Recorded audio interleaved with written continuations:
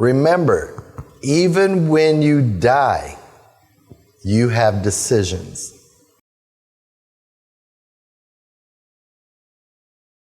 If a person passes on, but there was a demonic presence where they passed, we have done thousands of cases to where that soul could not leave. They did the burial, they did the cremation, they did the last rites, but that soul is still there. So he's held prisoner.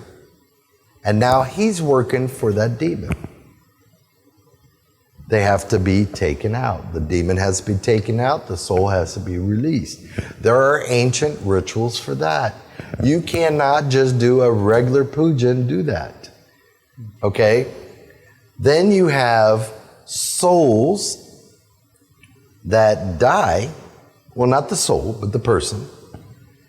And the soul, remember, even when you die, you have decisions. Your free will of choice still holds with you. He can refuse to go and want to stay. Okay. Now, some of them can possess a regular person. So if that soul was a drunk, now he's going to want to find somebody that loves to drink.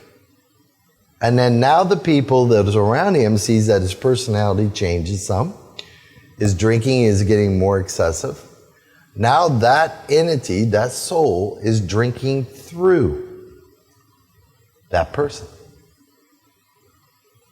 I think what a scenario, like a father dying in a home, all of a sudden the son starts drinking, hands down. Correct. And people We've had cases like that. Yeah. And that's another, 5 programs I would like to do, because when you start getting into negativity, what do you look for?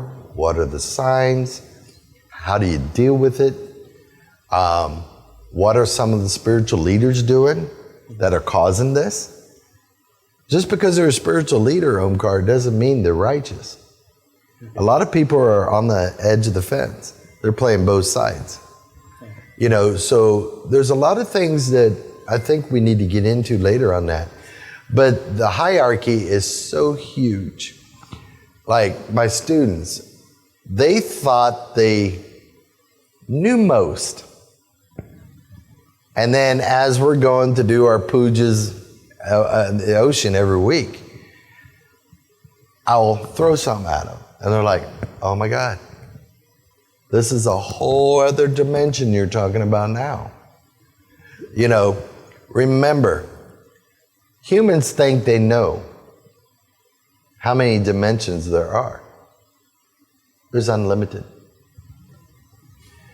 And it's so vast. So as we go, when you're teaching, another thing that when we were talking about gurus, people take a person as their student. You're their guru. But how often do they really teach their students? How much time do they take with their students? Every week, do they allocate time and go do certain rituals and certain pujas that's required for the spiritual growth of their students? You don't see it anymore. You can't even hardly get a hold of them on the phone. That's wrong. You need to be dedicated to that student just as the student is to the teacher.